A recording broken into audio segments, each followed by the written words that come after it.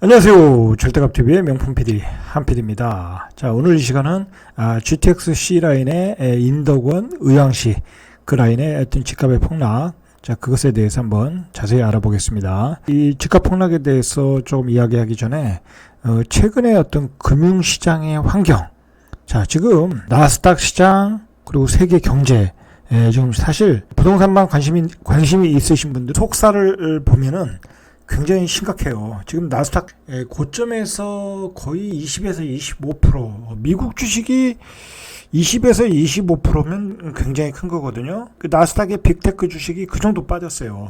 뭐 지수는 퍼센티지로 보면 뭐 그렇게까지는 아닌데 빅테크 주식들이 폭락을 하고 있다. 아마존 뭐 그런 주식들 있잖아요. 테슬라 다 폭락을 하고 있어요. 지금 고점 대비 20에서 25% 빠지고 세계 경제가 지금 굉장히 위기라는 거야. 위기. 자, 전혀 경험하지 못한 경제 환경이 닥치고 오고 있다라는 거예요. 자, 그것을 월가 거물들이 오늘 모여가지고 이제 포럼을 했어요. 그래가지고 스태그플레이션에 대한 공포를 공식적으로 이야기했어요. 사실은 지금은 이미 우리는 스태그플레이션에 들어갔어요. 자, 그들이 뭐라고 했냐면 월가의 거물들. 자, 10년간 경험 못한 변동성 장세가 시작됐다라고 이야기했어요.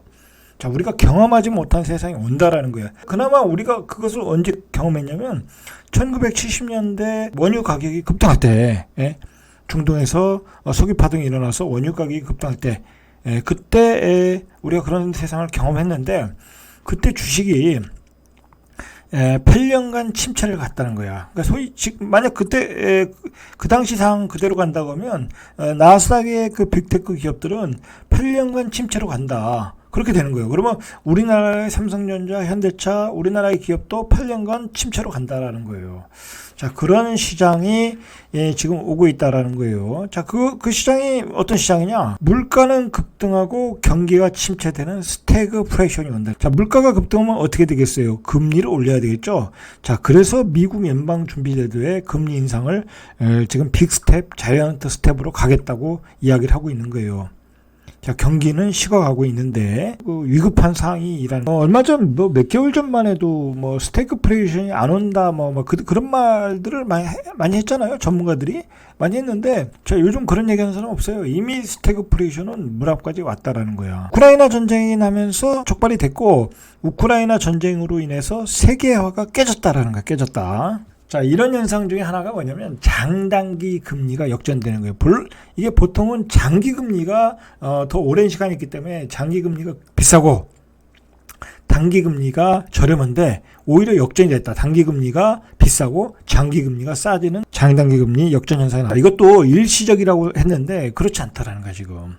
자, 스태그플레이션의 공포의 한 단면이다. 장단기 금리 역전은. 그렇게 보셔야 돼요. 중요한 거는 그러면 왜 이렇게 물가가 올라가느냐. 자, 그건 이제 자유무역, 그리고 이제 중국의 저가 공산품들, 저가 인력, 자, 그런 걸로 인해서 어떤 저물가가 유지가 됐는데, 자, 그런 세계가 붕괴가 됐다. 미국과 중국 간의 패권 전쟁, 그리고 미국과 러시아의 패권 경쟁, 자, 그것이 촉발된 게 우크라이나 사태고, 지금 그 세계 역사가들이 하는 말이, 지금 우크라이나 전쟁은 세계화가 붕괴됐다라고 이야기를 한다는 거예요. 그 단초를 제공한 전쟁이다라고 보는 거예요.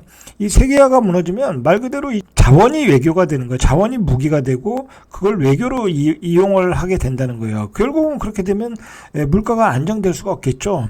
자, 그래서 굉장히 위험한 상황으로 가고 있다. 역사가들이 전망이다라고 보시면 돼요. 자, 그래서 그 월가의 거물 제인 프레이저 시티그룹 CEO는 오늘날 시장은 지난 10년간 한 번도 보지 못한 변동성을 목격하고 있다고 하면서 이게 이제 채권과 주식 가격이 동반 하락하고 있다는 거예요. 보통 이제 주식이 오르면 채권이 떨어지고 채권이 오르면 주식이 떨어지는데 이게 동반 하락하고 있다. 이게 보지 못했던 현상이다라는 거예요. 그만큼 미래가 불투명하니까 현금 비중을 높이고 있다라는 거예요. 현금 비중을.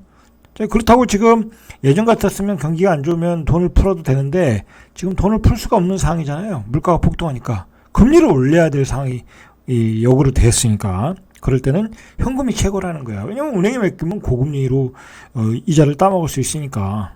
자, 결국은 이러한 그 스태그플레이션의 임박은 뭘로 알 수 있냐? 물가 상승률이에요. 그래서 미국 같은 경우에 이제 물가 상승률이 나오잖아요. 그 CPI, PC 그렇게 나오잖아요. 그래서 현재 수준이 8.5% 선에서 유지된다면 연준이 급격히 금리를 인상할 수밖에 없다라는 거예요.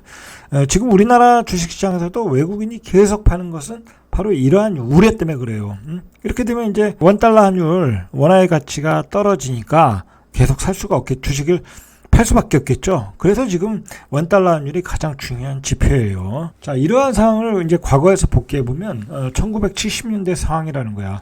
그래서 미국인들이 가장 선호했던 50개 종목. 그때 이제 지금으로 보면 이제 그때로 보면 그때 되돌아가 보면 뭐 코카콜라, 뭐 3M, P&G 뭐 그런 우량 기업들이에요, 사실. 그때는 그게 성장주였지만 지금은 이제 우량주고 그때는 성장주였는데 그런 종목들이 주식들이 1970년대 들어 폭락을 했다는 거야. 아, 이건 그러니까 조심해야 돼요. 그거 이제 그때 주식들을 리프티, 피프티라고 하는데 이게 다시 손익분기점을 회복하는데 8년이 걸렸다는 거야. 마찬가지로 지금 이제 빅테크 기업들이 이번에 많이 올랐잖아요. 자, 그 기업들이 어느 시점에는 폭락을 할 수 있다라는 거예요. 아, 자, 그런 거 보면 지금은 어떻게 보면 냉정하게 보면 주식시장도 하는 게 아니에요. 제가 보기에는.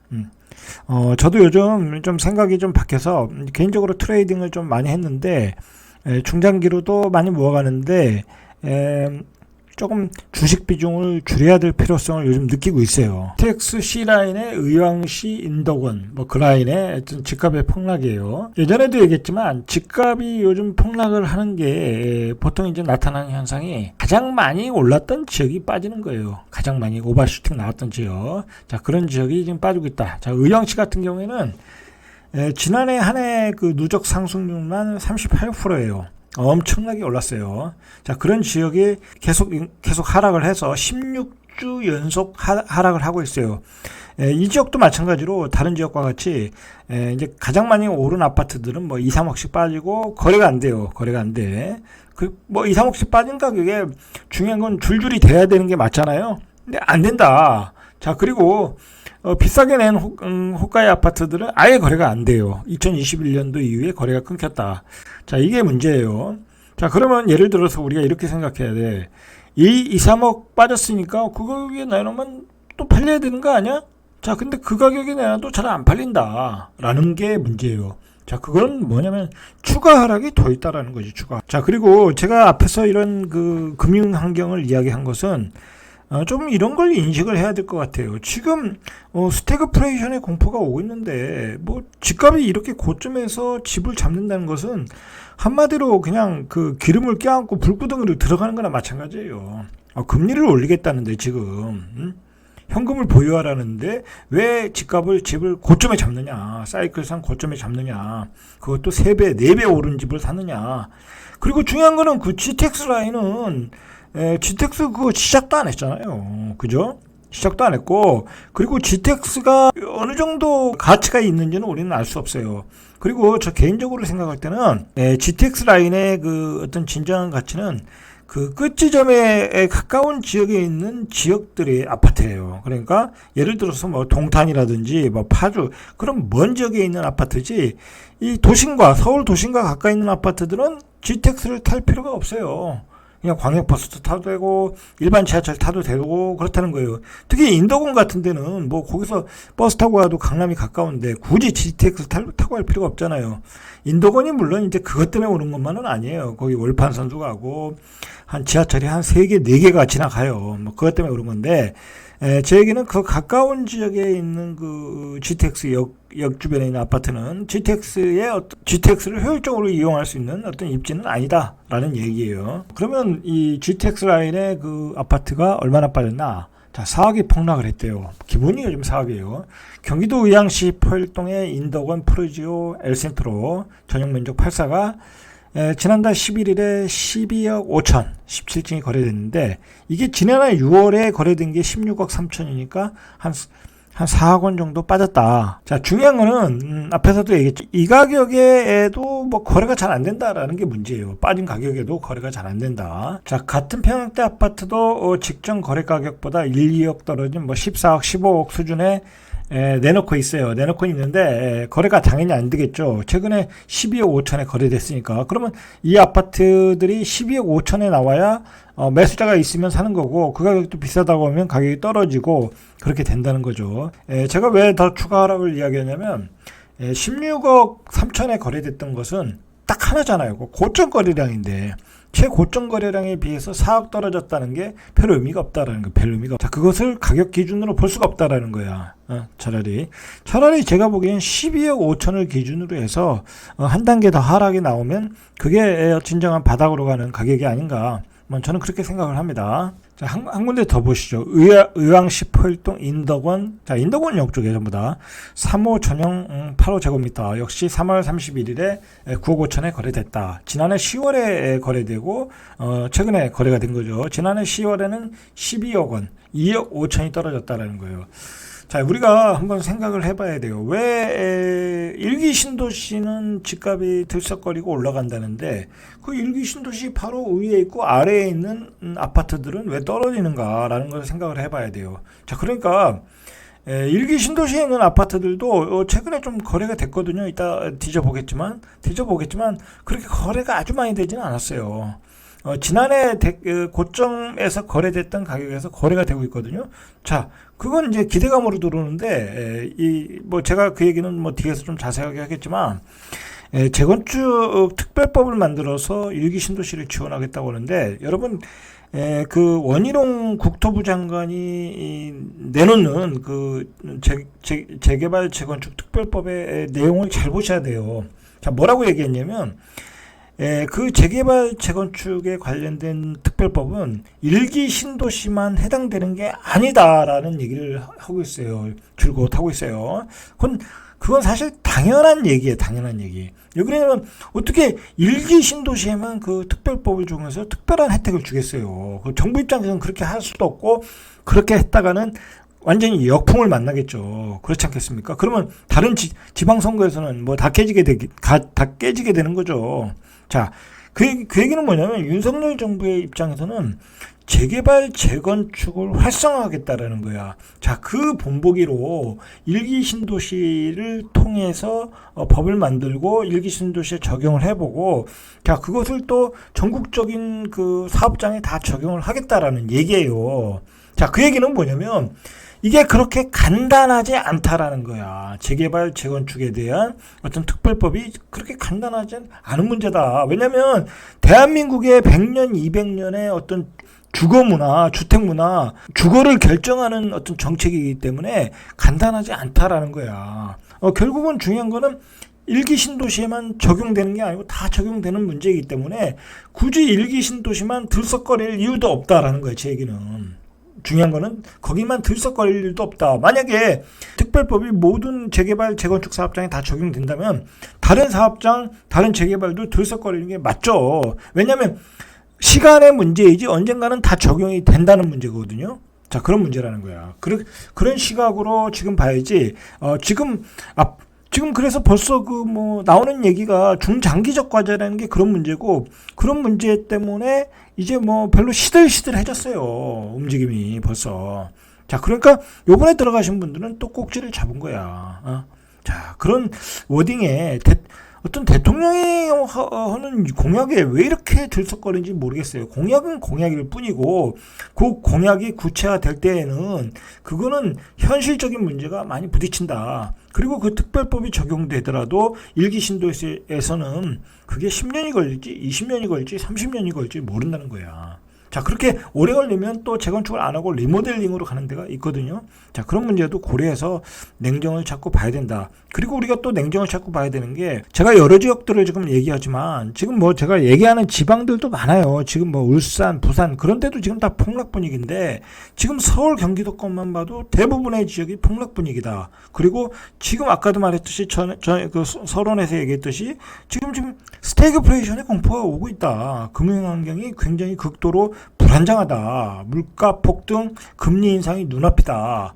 자, 지금 앞에서도 말했듯이 주식도 지금 하기가 거의 살벌해요. 살벌한 분위기예요. 언제 폭락할지 모르는 분위기이기 때문에 반등이 나와도 시원찮게 나오고, 반등이 나오면 다 팔고 나와야 되는 분위기야.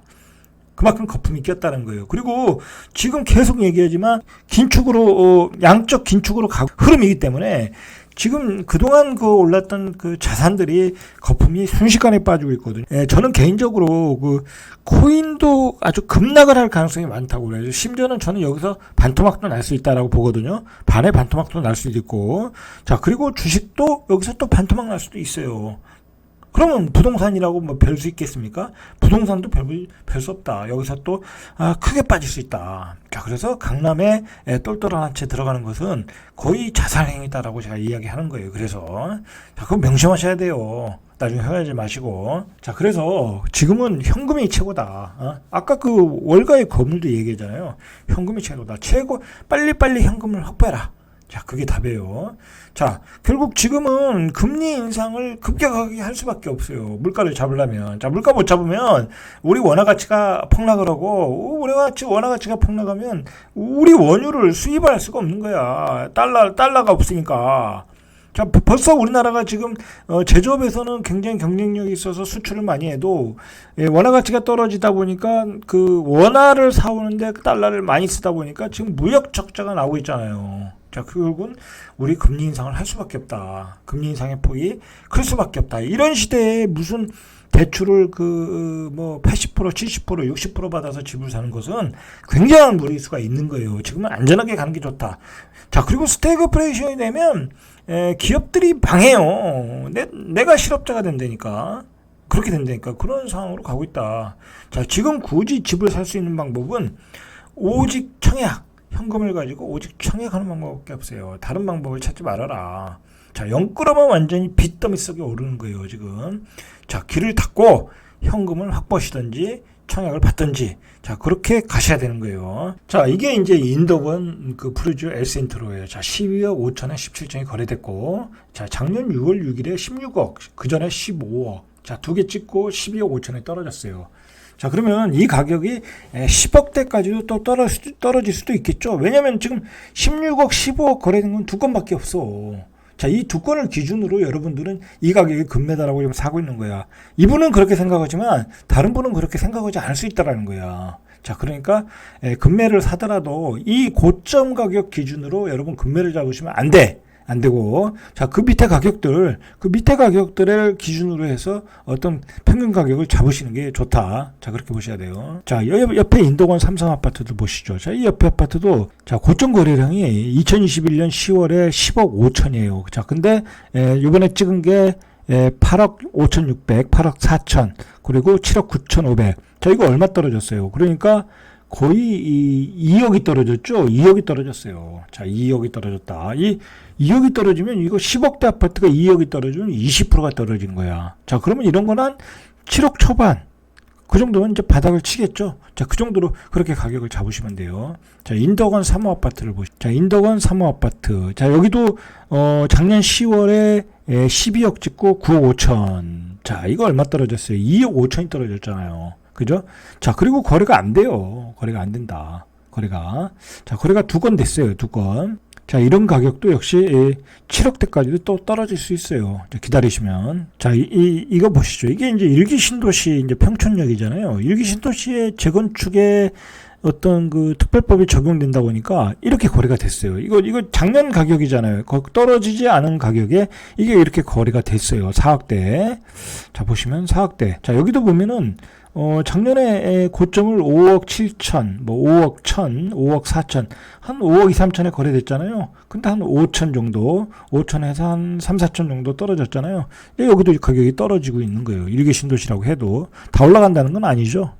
자, 여기 보시죠, 한번. 자, 여기 보시면 또 재밌어요. 자, 이 성경 아파트. 자, 이런 거는 또 얘기가 또 틀려져요. 자, 이거는 보면 가격이 떨어지질 않았어, 이거는. 자, 떨어지질 않았는데 왜 안 떨어졌냐? 바로 일기 신도시 재건축이 좀 가능한 지역이 아니냐. 이제 그렇게 판단해서 뭐 실수요가 들어왔다고 봐야 되겠죠. 자, 실수요가 들어왔는데 용적률이 196%니까 300%까지 올려주면 뭐 가능도 하겠죠. 뭐 이게 대지 지분이 얼마나 되는지 모르지만, 그러나 이거는 19평짜리 아파트, 19평짜리 아파트. 자, 이런데 재건축이 된다는 것도 사업성이 쉽지 않아요. 평수가 작으면. 대지 지분이 작으니까. 그렇지 않겠습니까? 자, 그런 문제가 있다. 그러나 이렇게 들썩거리는 현상 때문에 전 고점에서 이렇게 거래량이 되었다. 이런 지역들은 자, 이게 요번에 어떤 그 들썩거림 현상이었다라는 거예요. 자, 요런 현상이 몇 군데 있어요. 평촌에. 자, 이게 의왕 쪽으로 내려가 보시죠. 의왕 쪽. 여기도 이제 GTX C라인이잖아요. 자, 의왕 쪽은 뭐 아파트가 그렇게 많지 않아요. 여기도 보시면 자, 의왕 부곡동의 의왕 센트럴 시티. 자, 여기도 7억 5천 최근에 거래된 게 아니죠. 2021년 6월 한참 뜨거울 때 7억 5천에 거래되고 그 뒤로 거래가 안 됐어요. 자, 이거는 이제 이 가격이 고점 가격이라는 거예요. 부담스럽다. 전혀 거래가 안 됐어요. 자, 요 뒤에 요거 한번 보시죠. 의왕역 센트럴 파크. 여기는 이제 여기도 2021년 8월 25일에 8억 5천. 자, 5월 달에 5억 8천, 뭐 거의 6억대에서 2억 5천이 올라왔어. 자, 그대로 거래가 안 되겠죠. 너무 올랐다라는 거지.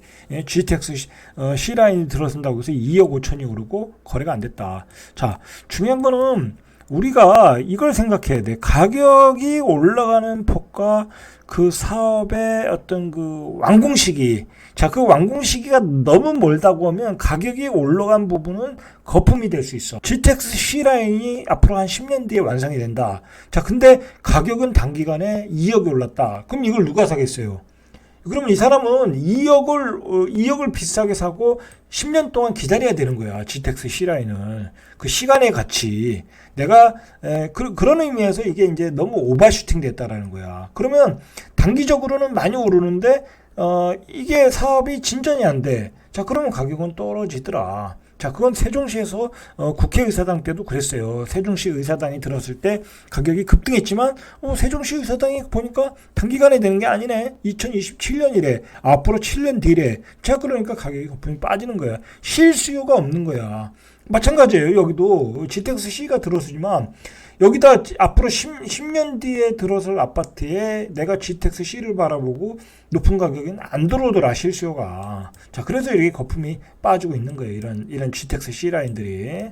그렇게 보셔야 돼요. 38차.